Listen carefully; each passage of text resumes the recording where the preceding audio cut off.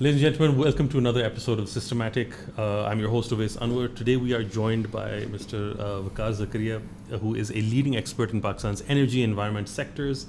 With over 4 decades of experience, he's worked on power generation, hydropower, environmental policy, and wildlife conservation. He currently serves as managing director of the consulting firm Hagler Bailly Pakistan and sits on the board of Engro Power Gen. Welcome to the show, Vaqar Sahab. Thank you so much for joining us. Thanks for having me. Wonderfully. Vaqar Sahab, I wanted to, without much further ado, there's so much that, you've done in your life, 4 decades of experience in this. And it's not just the energy sector. It's looking at the environment. We're also looking at wildlife conservation and cultural heritage and all those things. So one by one, I wanted to discuss some of these issues and also get, you've spent this time looking at how Pakistan's policies have changed or how the environment in Pakistan has changed. So I wanted to ask you, if very briefly you could, tell us about how Pakistan's energy policy, for example, has developed over the years, and why we're in this mess where a few rupee change in petrol prices becomes headline news, why load shedding is such a big issue in Pakistan, and where did we get it wrong? So, right. The first question is, do we or have we had such a thing as energy policy? And when you say energy, you yourself said we have electricity, we have gas, we have oil, we have also coal and now renewable on the scene, and all of these interact with nuclear. Each other. Yeah.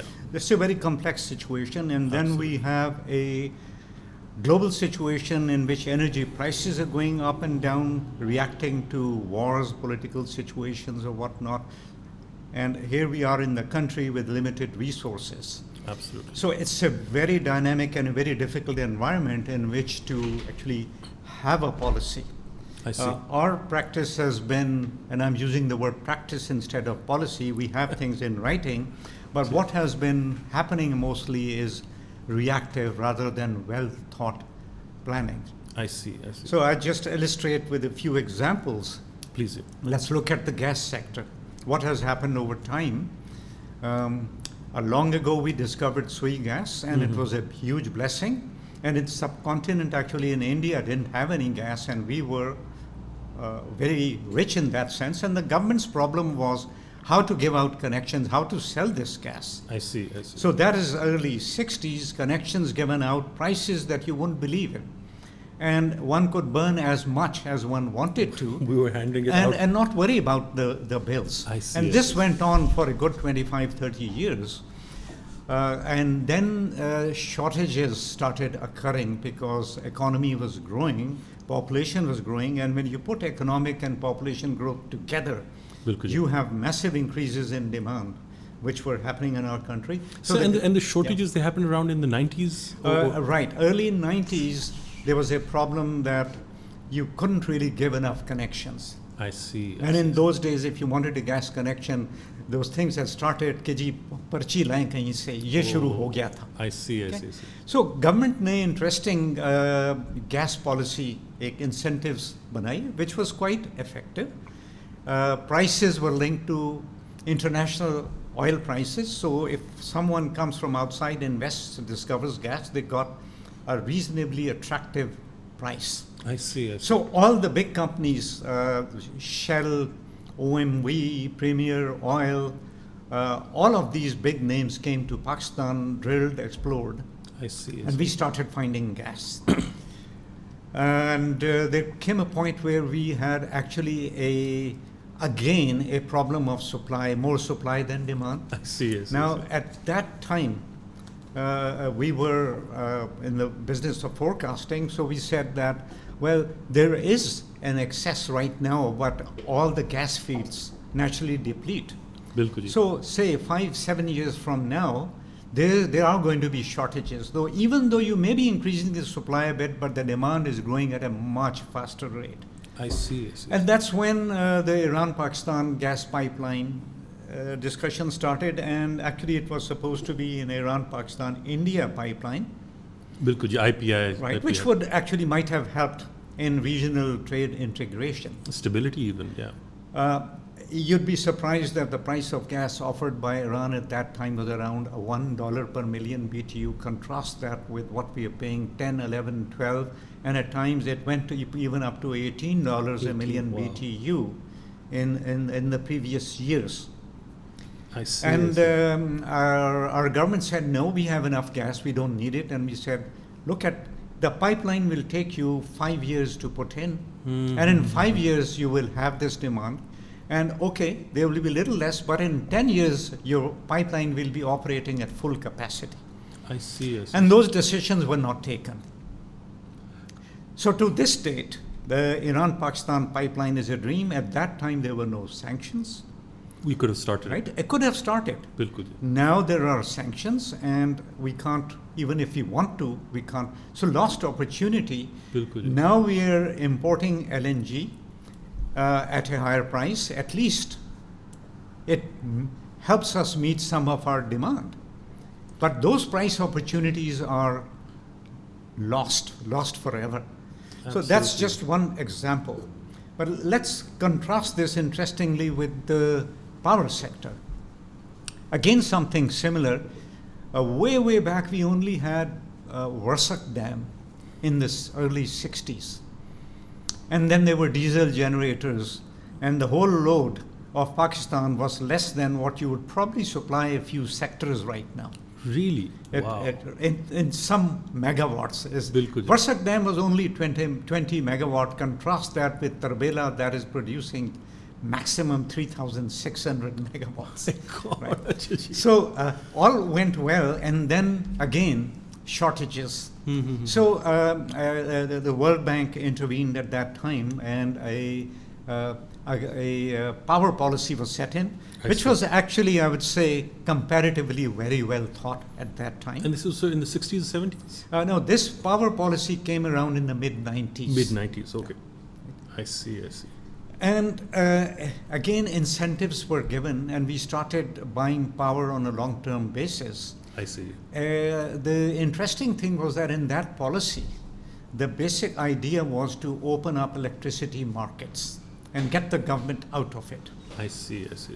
So at that time, an integrated utility like WAPDA that generates, transmits, and supplies and distributes power was broken down into separate units of generation, which remained with WAPDA on the hydropower side, and a thermal power generation companies were set up separately by the government, a transmission company, NTDC, of which I had occasion of heading the board for about 3 years of that company.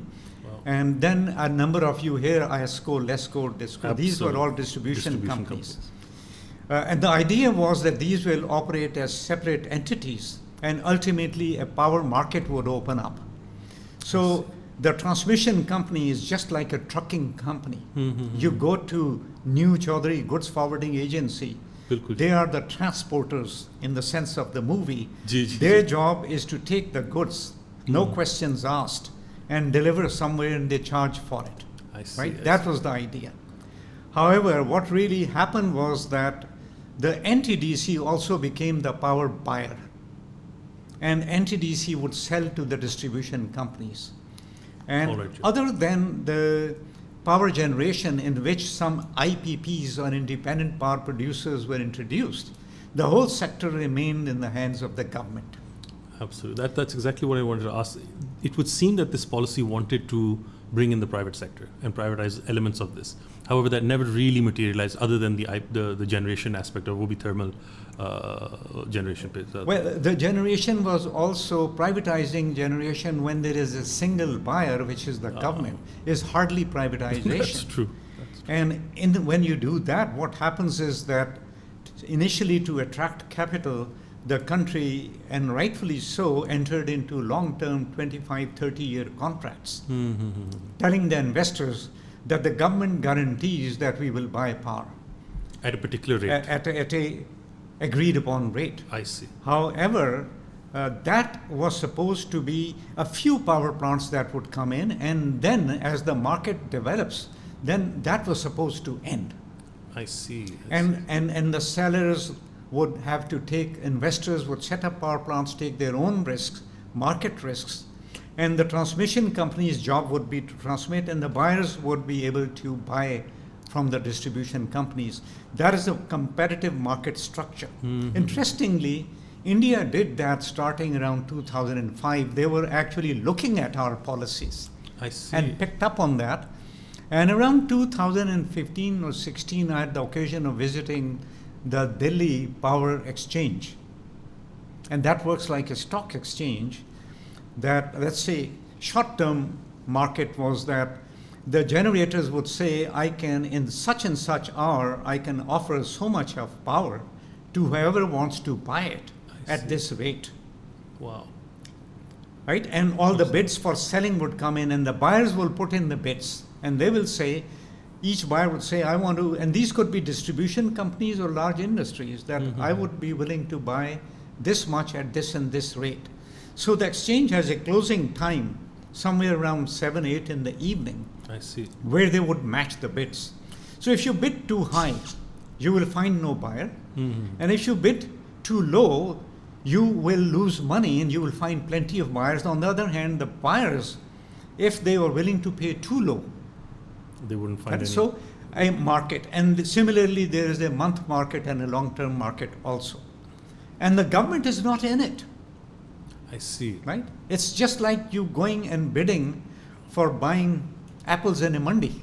बिल्कुल. No, आलू का rate लगाएं, अब बोली लगी हुई. बिल्कुल. ये था. अच्छा, उन्होंने कर लिया. अच्छा जी. कंपैरेटिव मार्केट सेट कर ली और उनके पावर के रेट्स जो हैं हमसे आधे हैं अभी. और आप अखबारों में रोज पढ़ते हैं. So this is what's going on now. And here, the government has been the lord or the god of electricity. They control the electrons. Nobody can sell, nobody can transmit, nobody can buy without their permissions.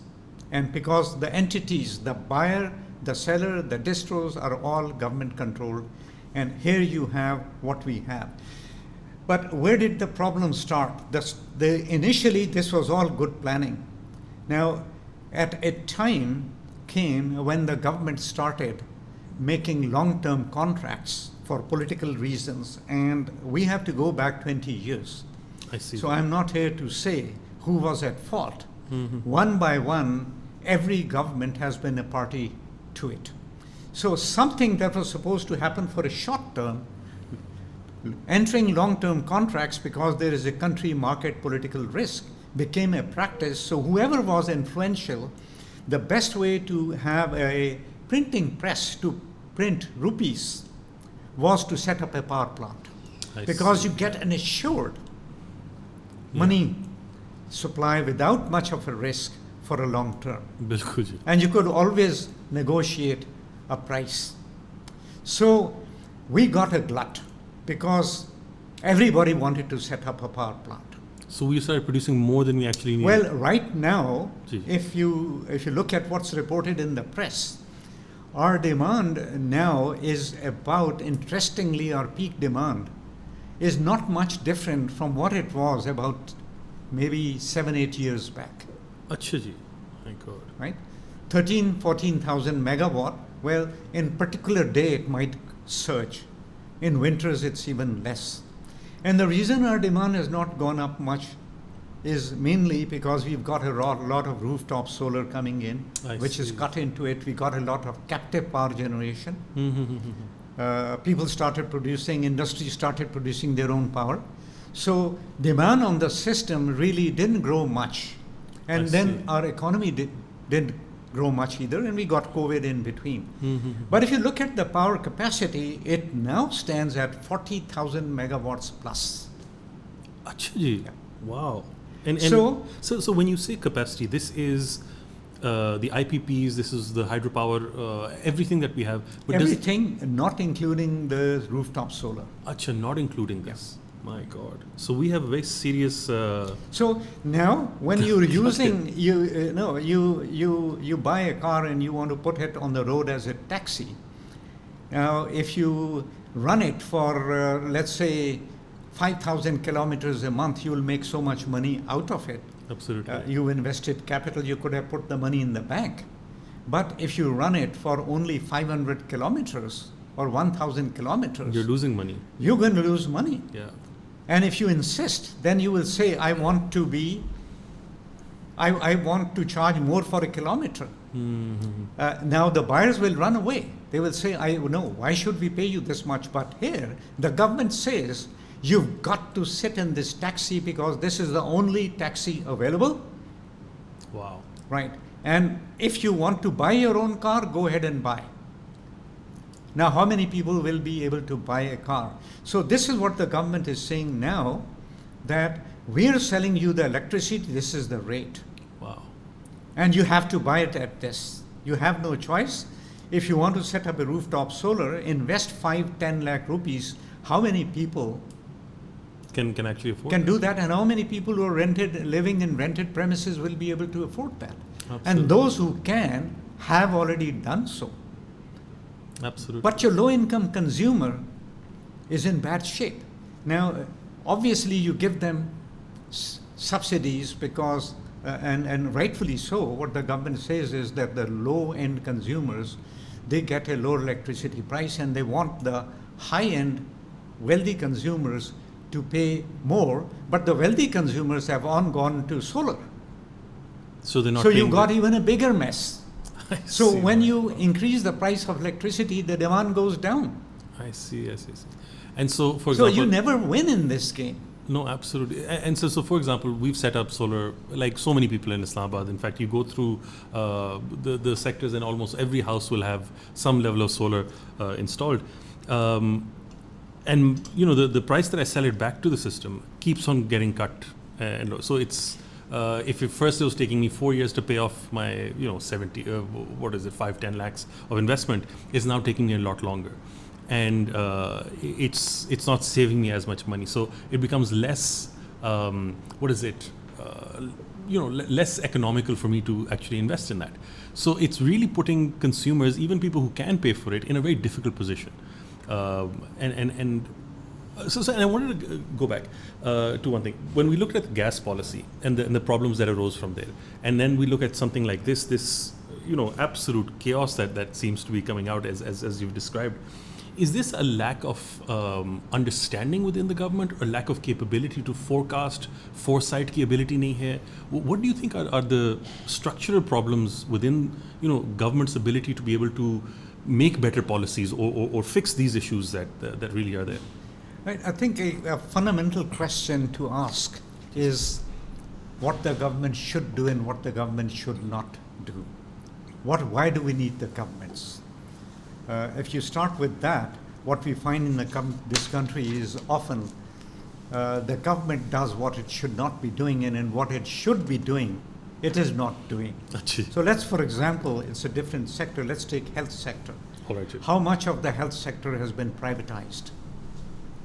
High end, you get expensive hospitals to which the rich can go, and the poor, if they go, they are finished. They lose their lifetime savings. And if you go to a government hospital, if you're lucky, you'd get a good doctor and good attention. Otherwise, why do people go to private practitioners?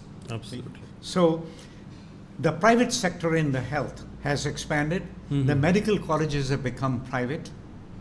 Bilkul. And what the government should have been doing constitutionally, looking after the health and well-being of people, what it does instead is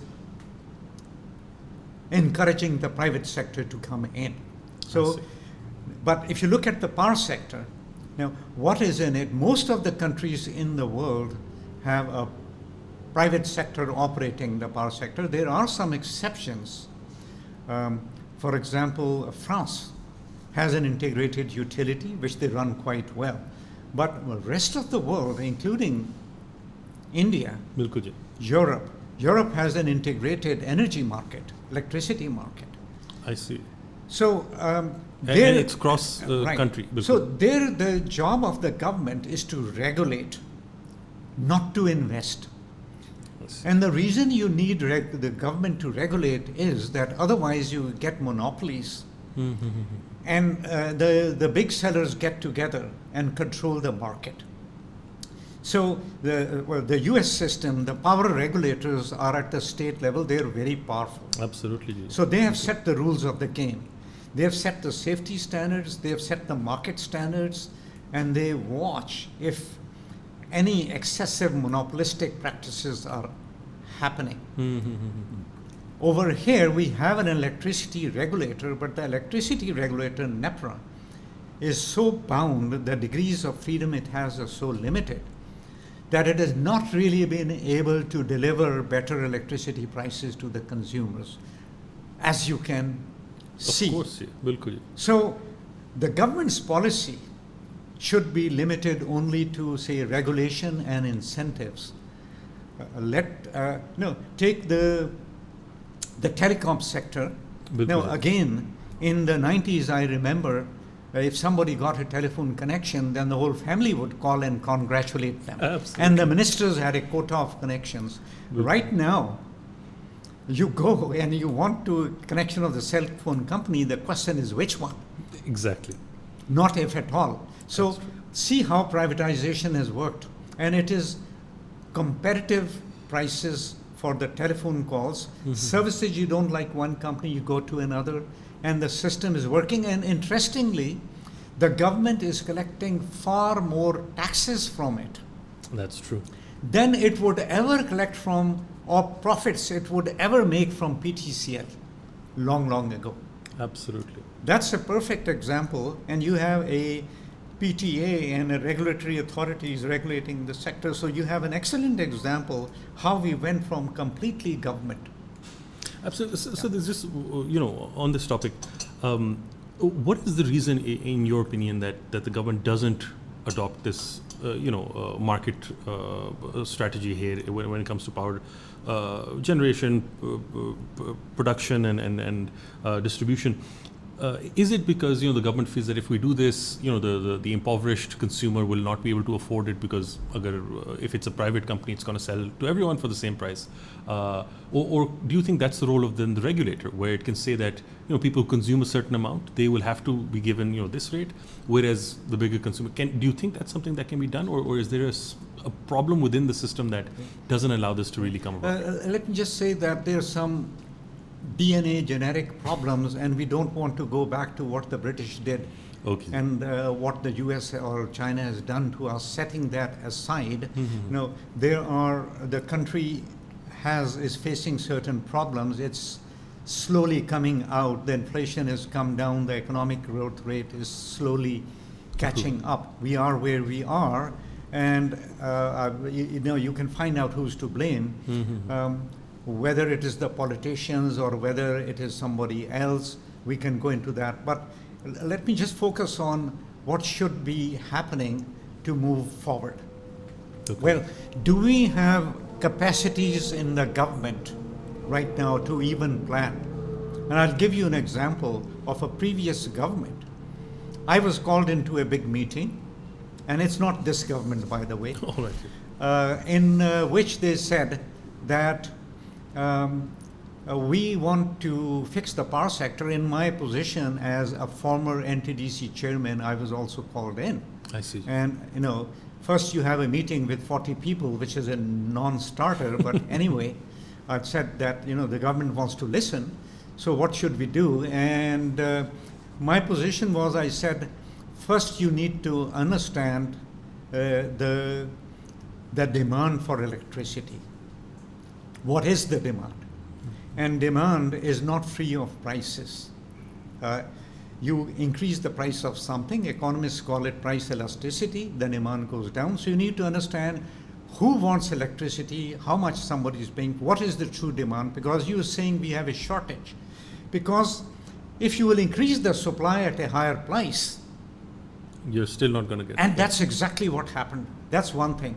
But, and then they said, well, how long would it take? How can we understand the demand? And I said, you need an internal planning capacity. You need economists, you need engineers, you need other people, you need business background people, MBAs or what. You need a whole team to sit down. You need sector experts and everybody to sit together to look at these problems. And they said, can you set it up? And I said, well, it will take at least 6 months to set up and at least 1 year to become fully functional, because you bring in a lot of disciplines. Absolutely. I'd sort of step aside and give you an example. The Tata Energy Research Institute. बिल्कुल जी. In 96, when we made certain presentations for Pakistan's climate change scenarios, or it was 97 in Asian Development Bank in Manila, our forecasting for energy and how to manage it for climate change, Mr. Pachori from Tata Energy Research Institute came to congratulate me and my fellow colleagues personally, saying you've done a great job. Wow. Right? And we set up a capacity to analyze these problems. The Tata Energy Research Institute now has thousands of employees, and Mr. Pachori was heading the UNFCCC. Wow. बिल्कुल जी. Right? So they built a capacity for analysis and they carried it on. Right? What did we do? Now we have no capacity, and in that meeting I was told that we have only 3 months because we have promised the people that in 3 months everything will be fine. And that was my last meeting. And that government came and went.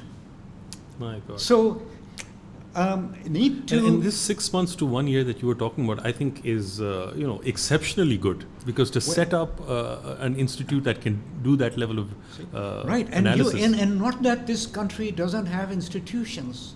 You look at what we do in defense. You got people who've got things worked out. Absolutely. And it's demonstrated, though in a different area, but there are capacities, and if there are other institutions that work very well, but we never invested in those institutions, so we cannot think, we cannot plan, and we do ad hocism. तू भी आ जा, तू भी आ जा, तू भी आ जा, अच्छा यार अब बताएं इसका क्या करें. And that's how the policies are made, and that's how the decisions are made. Now this government is slowly looking at professionalism. It has brought in some good people, but it takes time to reset these things. Absolutely. And let's see if that continuity remains. So ability to think, plan, you need institutions who can do all of that. Absolutely. Then you need the capacity to actually the politicians who will sell the hard decisions I see. to people. And some hard decisions, for example, raising of gas prices was a hard decision, but it was very much needed. The example is that a domestic consumer, say, is paying 100 rupees for gas. His next door neighbor, who may not have the gas but is buying LPG or a bottled gas, will be paying 5 rupees for the same amount of energy. My God. Unfair, so the government had to raise the gas prices. But how well was it explained to the people? And when we did that, were we able to, you'd see gas conservation happened. Absolutely. Right? Per force. Right, per force. But okay. one way to do conservation is Is not to sell something cheap. Absolutely. And then use the money to improve the sector. So we need capacities, and then we need policies, and then we need the politicians who can sell the hard decisions. The templates are available the world over. Yeah. There is no real science in it. बिल्कुल जी. And it can be done. Will it be done? No, we all hope. बिल्कुल जी. One नहीं day. Ji, it's fascinating, and what I feel problematic is that somebody who I consider myself to be aware of many of the issues, that I have absolutely no idea of this particular sector. Maybe because it's not my area, but it's such so foundational to what we do. So I wanted to shift gradually to the environment. So I wanted to ask you, still remaining in this area, do you think that the policies that we've had so far have at any point really taken environmental concerns into, like, the energy policy? For example, there's been so much talk about coal and utilizing coal as a source, and it'll solve all our problems, it's cheap energy, all of those things. But then that has a very severe environmental cost. But then again, we are also, developing country, one of the poorest in the region. is having environmental concerns a luxury, whereas you have China next door, or you have the US polluting at a level that even if we made all the drastic changes, it wouldn't make much of a difference. At least this is what people think. So do you think that having these policies or environmental elements beyond just lip service and beyond just the nice things that we say, can we build those in? And as a country, that is it a luxury, or is it something that we desperately need? Let's see, a developing country and Pakistan, how would we look at how we approach energy and environment and related, of course, climate change, which is a very central issue right now. The countries, when they say are going on an economic development growth trajectory, initially it is usually at a low income rates. It's usually very difficult to go to very high-end environmental technologies because they are expensive. Of course. And I will digress a bit and give you an example how that works. Please. For example, if you go to and I've seen these in China, they're treating municipal wastewater to a level where it becomes drinkable in large quantities. Wow. Really? The only reason they're not supplying it as a drinking water is when the people find out, they will say, am I drinking somebody's whatever? Bilkul. Right? Now the cost of that treatment, if we say, okay, we just treat water to a point where you can put it into an ecosystem, that is, let's say, 100 rupees. When you take it to the drinking water quality, it will cost you 300 to 500 rupees. I see. Right? So a prudent approach for a developing country would be that you don't take it to a drinking water level in one jump. You go gradually. You have a 5-10 year plan. River Seine is swimmable now. I know they just opened it up. After, God knows, 40, 50 years. Bilkul ji. Thames is River Charles in Cambridge, Massachusetts, is swimmable now. It wasn't swimmable in the early 70s when I was there. Really? Wow. You don't, because any water you ingest will be poisonous. Wow. So in Pakistan also, I think we should be prudent that when we take the environmental steps, we take the first step. So coming back to the energy,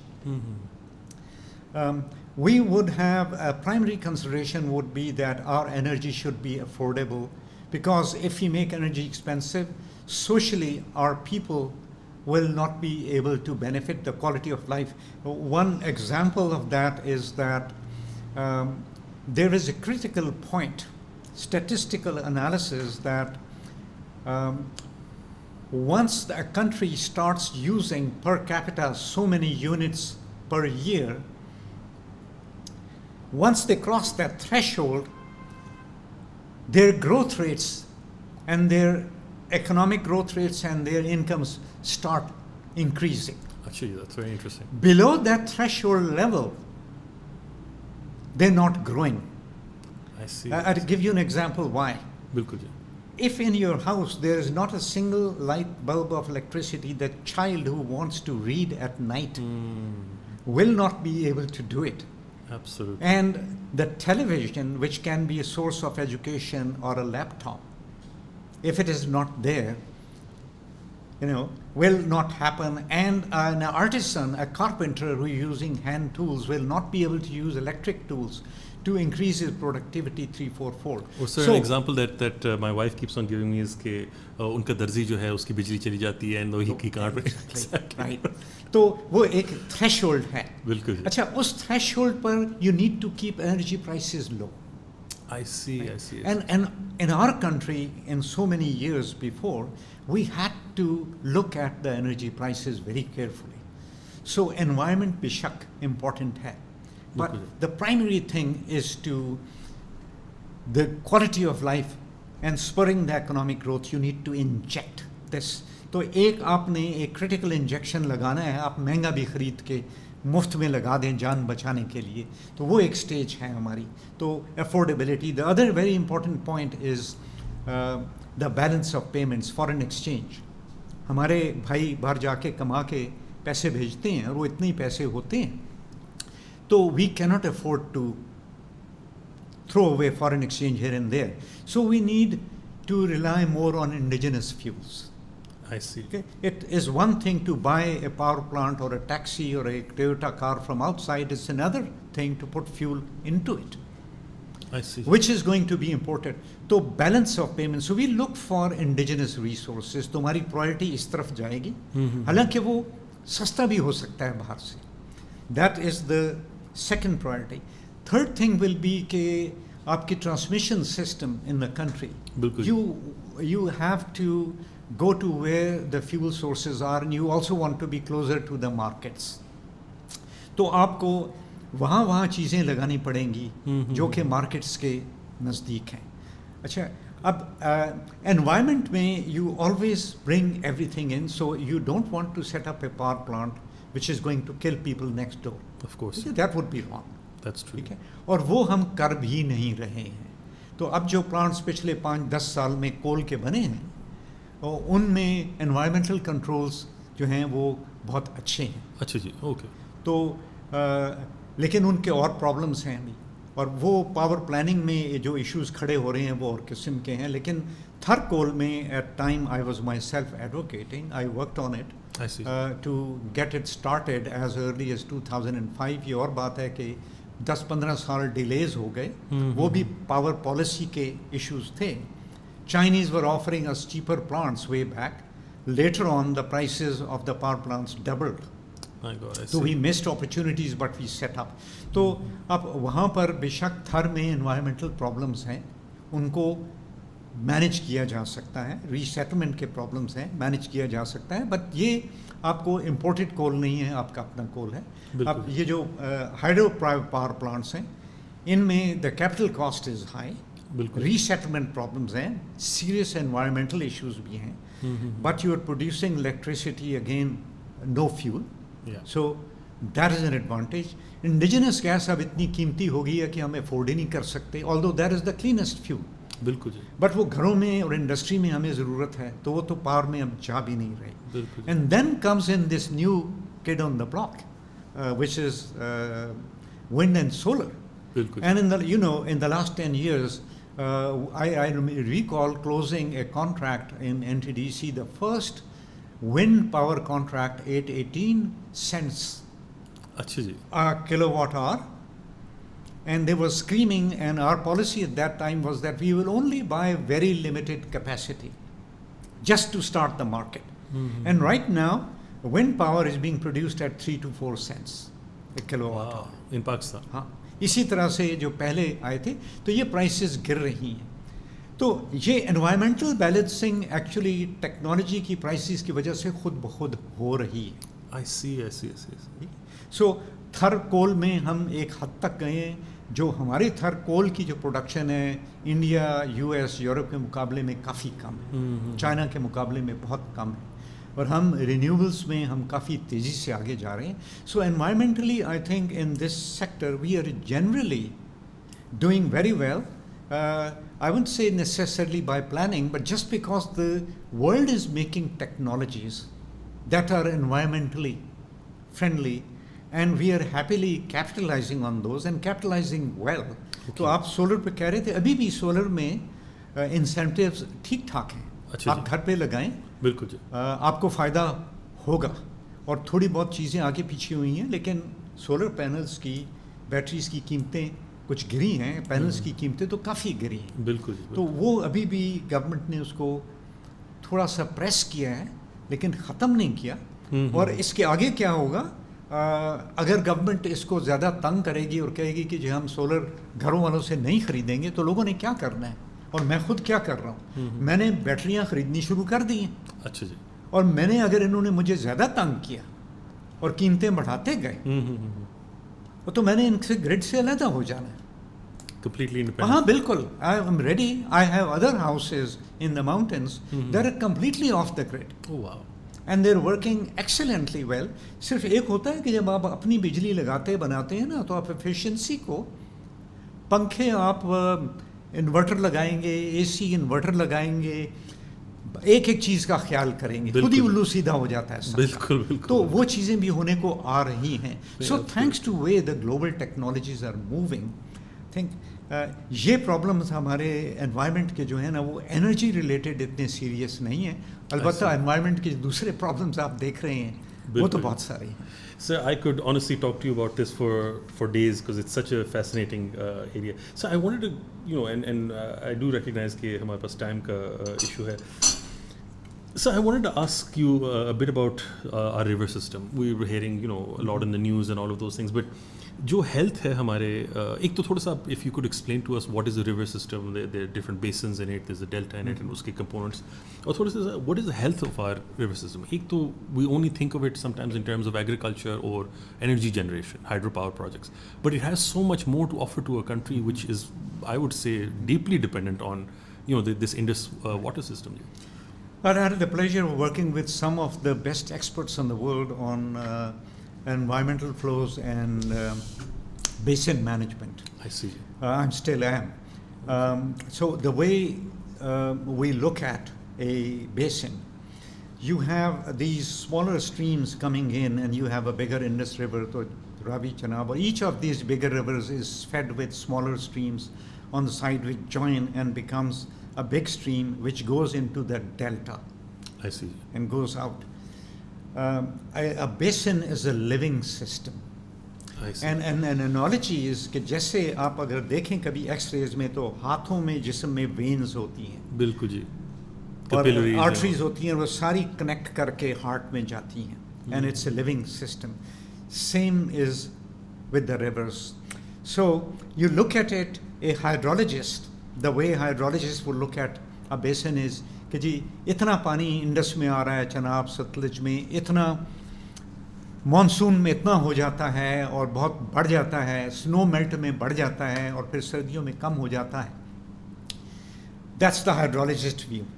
If you look at an agriculturist or a farmer, बिल्कुल उसका क्या view है, और ये हड़प्पा की civilisation के सर्दियों में जब पानी कम होता था तो आप गन्नम वगैरह की तैयारी करते हैं, लेकिन शुगर केन, राइस, ये जो क्रॉप्स हैं ये आप गर्मियों में लगाते हैं जब पानी ज़्यादा हो जाता है.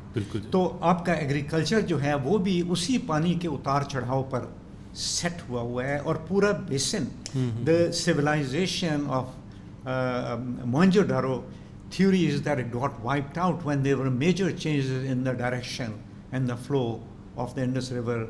Perhaps the ice age was finishing or something. That's one of the theories, and they moved away from it.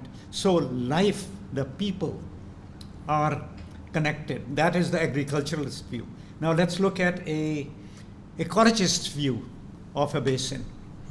And the way we look at it is that there is a fish, as one of the fishes that I worked on quite a bit is the golden mahseer, which is endangered.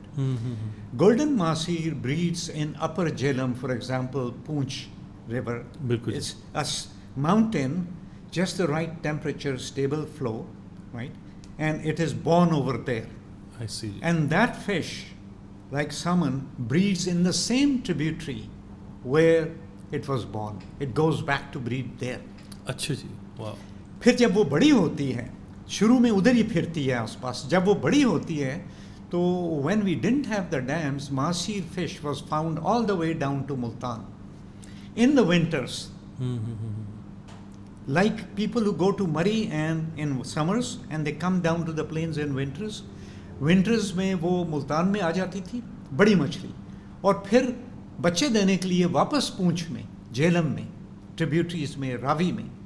It's spread all over the Ganges and the Indus Basin. Wow. Right? Wow. So the river system, it is adjusted to the changes in flow. When the snow melts, there is muddy river. That's the muddy river when a lot of fish breed, because the mud hides the babies. I see. Keeps and they them can't safe. be eaten. I see. So a muddy river, rising temperature, food availability is the trigger for the fish to breed. So it is this whole system is a living system. It is not a basin. It is life, like Earth. Absolutely. So that is why people call, in New Zealand, they said, it's a river has the status of a person. Has rights. Huh? It has veins, it has heart, Bilkul. it has, it is integrated, all the body. And I can go down to the delta and talk about what happens in a delta when the fresh water comes in and the fish from the sea come to breed in the deltas. Oh, delta ka ek pura elaborate system. That is the basin. Now what you do with it is that you start injecting poison in the arteries. From the cities, we throw all kinds of Sewage, things, industrial right? waste, all of And these then things. you start blocking the arteries by building dams. So the blood can't pass. And you go on doing these things. And then you drain the blood out of it by taking so much water out for agriculture that Bilkul. everything in the river dies. That is what we do to these systems. So environmentally, what we say, and the subject of environmental flows is that you look for balances. You cannot say that you will not use water for agriculture. You cannot say fish is the only thing that should live. Right? Yeah. You cannot say it is only dedicated for hydropower. Every time you take these decisions, you say, well, okay, we stunt it a little, but we let it live. And we also are a part of it, so we will live with it, we'll respect it. And as the time goes on, they're taking dams out in the US. They're at an income level where we can afford to take the dams out and generate electricity from other sources. We're not at that stage. I see. But when we are building dams, are we even looking at these issues? What is happening to the ecosystems? When we are building dams, so many people get displaced. But we have to build these dams for power and water storage. But how do we balance? We've dried out the Indus Delta. Bilkul. It's a dying delta. Could we leave a little bit of water flowing out there? So these are the difficult questions that the country faces. And we can study these. The scientists can only tell the people that if you do this, you will get this, but you will lose this. But these decisions have to come from the people. What sort of a basin, what sort of a river, is water a part of your life? Is Ravi a part of Lahore or not? Or is it a sewer, which it is? These decisions have to be taken by people and politicians. We as scientists can only tell people what are the trade-offs. Sunny, I mean, it's fascinating the way you've discussed this, and the the many knock-on effects that conservation or protecting the ecology of river systems here has, and how it affects us as human beings. We don't realize that. We look at sometimes the immediate effects of building a dam and the benefits that you gain from that, but it's always something that you have to offset. So I wanted to go a little bit into more on wildlife conservation and look at generally. So I know you've put in a lot of effort and a lot of time into these issues. So in your assessment, we've looked at aquatic life and we just discussed that. But what do you think are some of the top 3 threats in Pakistan to the wildlife here? I know the particular regions in the country which are more at threat, but what would you say? Would it be climate change? Would it be a number of other factors? But in your assessment, could it be just a simple misunderstanding of how ecologies function? I think one of my very dear ecological friends, when I asked this question that you were asking, the simple answer was that the biggest threat is that you don't value it. Okay. Wow. Right? So something, if you don't value wildlife, if you don't value landscapes, you will not protect it. If you don't value life, you will not look after it. So that is the elephant, but let's move on from there. How it plays out. The most important thing in this context is what we say the habitats and ecosystems. The habitats is where the wildlife is, Bilkul. right? Our habitat is Islamabad. this is where we are sitting right now is our habitat. But this is not the habitat for wildlife. In evolution, we went on a very, very fast track. And we adapted and adjusted. God gave us the brains to do all of this. But our friends in nature move very, very slowly. They're dependent on genetic mutations for adaptation, which can sometimes take centuries. Right? Yeah. But we can adapt very quickly. We can put on warm clothes and we can go to Arctic. Right? But they can't. So, assuming that we value wildlife, then we have to look after their habitats, and their habitats are not always our habitats. Some wildlife will adapt to cities. You will get a lot of birds coming right across on the trees. They're adapting to us. And if we let them come in, maybe birds that can live in the cities over centuries will increase if we let them, and it happens in some of the cities. But their primary habitats from evolution are natural. Margalla Hills, for example. Absolutely. Deosai for the brown bears.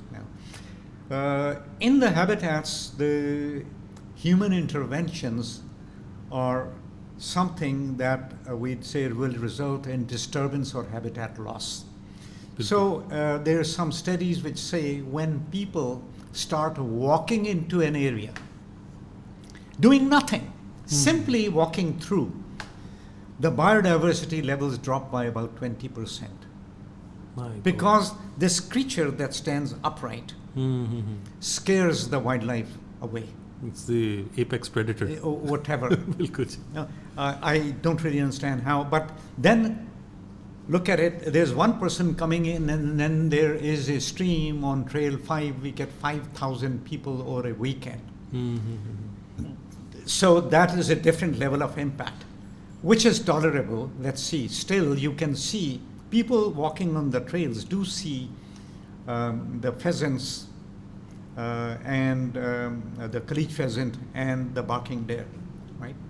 But let's see what happens then. We have our friends in Capital Development Authority who have a singular purpose of development. It's in their regulations. Right? And it's in their DNA, it's in their blood and veins. So when they see something like Margalla Hills National Park, they look at it, this is a wasteland. Really? It's unutilized. So let's build in it. And they do. And there is one road that was built a long time back. Fine. It caters to people in the villages on the backside. But can you have free-flowing traffic in it? That road has caused induced development on the other side. Okay, we can live with it. Then comes the Alexander Road towards Shah Latita. Yes, Now, why was that road so important? I'm not going to answer that question. That is best something that you asked of CDA, but in a full violation of environmental laws and without the permission of Wildlife Board, that road was built. So, and just to clarify, the Margalla Hills are protected. It's a national park. It's a national park. And building roads and building these sorts of things become unlawful in that. No, not really. No. Actually. No, there is a process that has to be followed. I think it's a misunderstanding that we should not have roads or hotels or restaurants in the national park. The law allows for it, but it sets a process. I see. But the CDA is not in the habit of following a process. Wow. It's a huge machine that once it goes in, it has its own way of doing things. They have an environment department. They have some very good people in it, but somehow the whole institution. So coming back to the threat is on the habitats and what we do. We shrink the habitats. We go into it. We disturb them. We alter them. You're going to lose. You take away the home. You take away the wildlife. So that's the biggest threat. A lesser level of the next level of threats is hunting. Actually. So excessive hunting. And the habitat is perfect, and it's protected, but a hunter sneaks in and starts killing because there is a market. Yeah. So we have the illegal trade or meat or whatever or parts. Poaching, No? absolutely. In Deosai, a bear in those days was worth maybe 4 or 5 lakh rupees. Its fat, its skin, its gallbladder, and its reproductive parts would sell at a huge premium, because there are myths that if you rub the bear fat on the knee joints, their knee joints in the mountain area is destroyed because they're climbing up and down. Absolutely. So the poor bears pay a price for it. Falcons, when they're migrating from Siberia, Deosai is one of the first resting places. In the good old days, one falcon that the agents of the Arabs used to come to Deosai for poaching would sell for 5 lakh rupees. Wow. See? Alexandrine parrots.